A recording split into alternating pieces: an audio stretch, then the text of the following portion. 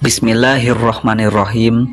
Assalamualaikum warahmatullahi wabarakatuh. Salam sejahtera untuk kita semua. Semoga Allah Subhanahu wa Ta'ala selalu melimpahkan rahmat dan maghfirahnya kepada kita semua. Dan semoga amal ibadah yang kita lakukan selama ini menjadi ladang pahala yang akan mengantarkan kita menuju surganya Allah Subhanahu wa Ta'ala. Amin, amin ya rabbal alamin. Sahabatku yang dirahmati oleh Allah Subhanahu wa Ta'ala, pernahkah terlintas di pikiran Anda, kenapa Allah tidak melenyapkan iblis agar iblis tidak bisa menggoda dan menyesatkan manusia? Dengan begitu, manusia bisa hidup dengan damai dan sejahtera di dunia tanpa ada kemaksiatan dan juga kezaliman antar sesama umat manusia. Namun perlu diingat kembali bahwa Allah menciptakan sesuatu itu pasti ada manfaatnya.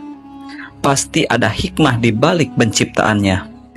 Bahkan yang menurut kita tidak ada manfaatnya, bisa jadi itu mendatangkan kebaikan untuk kita. Karena Allah lah yang maha mengetahui seluruh manfaat di balik penciptaannya. Terkait dengan manfaat di balik penciptaannya iblis yang tugasnya menyesatkan manusia, ada sebuah kisah di mana ketika Nabi Sulaiman memohon kepada Allah agar diberi kuasa untuk menangkap dan memenjarakan iblis supaya manusia tidak lagi digoda iblis untuk berbuat maksiat dan kufur kepada Allah Subhanahu wa Ta'ala. Seperti yang telah kita ketahui bahwa Nabi Sulaiman diberi mukjizat yang menakjubkan oleh Allah Subhanahu wa Ta'ala dengan mampu berbicara dengan binatang, memerintahkan angin, dan mampu menundukkan jin, sehingga mereka semua patuh terhadap apa yang diperintahkan oleh Nabi Sulaiman. Dan menurut beberapa riwayat, Nabi Sulaiman mempekerjakan jin untuk membuat istana dan bangunan-bangunan megah milik Nabi Sulaiman. Walaupun iblis tunduk dan patuh kepada Nabi Sulaiman, namun mereka tetap teguh pada janjinya ketika bersumpah saat diusir dari surga, yaitu akan menyesatkan anak cucu Adam hingga hari kiamat tiba. Perlu diketahui bahwa iblis itu termasuk salah satu dari jin yang diciptakan dari api. Sementara setan hanyalah sifat dan sebutan bagi bangsa jin dan manusia yang mampu menyesatkan dan memiliki sifat durhaka kepada Allah Subhanahu wa Ta'ala. Kembali lagi ke pembahasan awal, Nabi Sulaiman memohon kepada Allah agar dapat menangkap dan memenjarakan para iblis. Namun Allah Subhanahu wa Ta'ala menjawab, "Wahai Sulaiman, tidak ada baiknya jika para iblis itu ditangkap." Namun Nabi Sulaiman memohon yang kedua kalinya kepada Allah seraya berkata, "Ya Allah, keberadaan makhluk terkutuk ini tidak ada kebaikan di dalamnya." Kemudian Allah berfirman kembali, "Jika iblis itu ditangkap, maka banyak pekerjaan manusia yang akan ditinggalkan." Akan tetapi Nabi Sulaiman bersikukuh dengan pendiriannya. Nabi Sulaiman kembali memohon kepada Allah seraya berkata, "Ya Allah, aku ingin menangkap makhluk terkutuk ini selama beberapa hari saja." Untuk membuktikan apa yang akan terjadi apabila iblis tidak ada di dunia, Allah pun mengabulkan permohonan Nabi Sulaiman. Dan setelah mendapatkan izin dari Allah, Nabi Sulaiman pun mulai menangkapi para iblis, mengikat dan memenjarakannya agar tidak ada lagi yang menyesatkan manusia. Walaupun Nabi Sulaiman adalah seorang nabi dan rasul dan juga seorang raja agung dengan wilayah kekuasaan yang sangat luas, dalam memenuhi kebutuhan rumah tangganya, Nabi Sulaiman tidak mau menggunakan uang pendapatan kerajaan untuk memenuhi kebutuhannya. Nabi Sulaiman lebih memilih menggunakan hasil jerih payahnya sendiri dengan membuat kerajinan tas untuk dijual ke setiap pasar. Padahal menurut riwayat, setiap harinya koki dapur kerajaan Nabi Sulaiman memasak sekitar 4.000 ekor unta, 5.000 ekor sapi, dan 6.000 ekor kambing. Makanan itu dibagi-bagikan kepada seluruh masyarakat dan anggota kerajaan.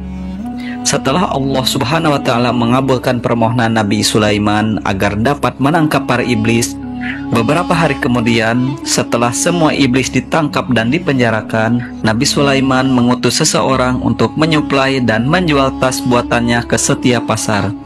Sesampainya di suatu pasar, dia kaget karena tidak menemukan seseorang pun. Kemudian dia pulang dan memberitahukan fenomena ini kepada Nabi Sulaiman. Keesokan harinya, Nabi Sulaiman kembali mengutus seseorang untuk menjual tas-tas buatannya ke setiap pasar. Namun hal yang sama masih didapati. Setiap pasar masih saja sepi seperti hari sebelumnya.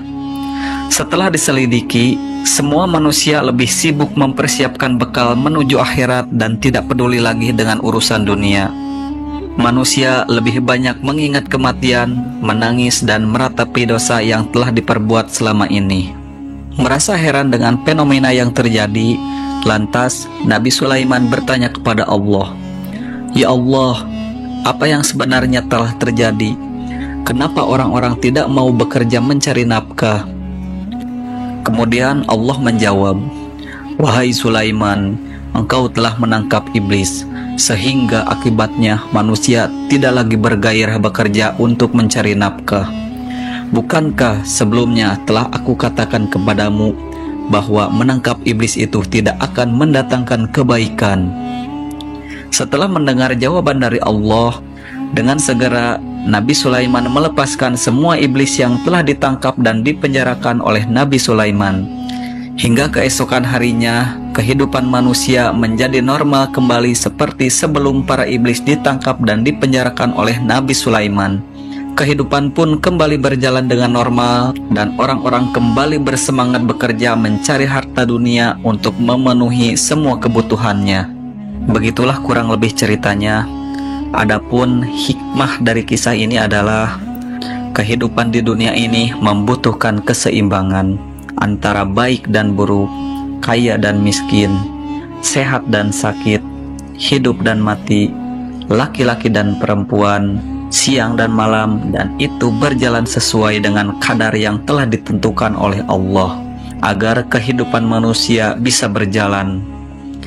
Adapun jikalau itu hanya berjalan hanya satu sisi saja, maka dipastikan keberlangsungan hidup manusia tidak akan bisa berjalan dengan semestinya.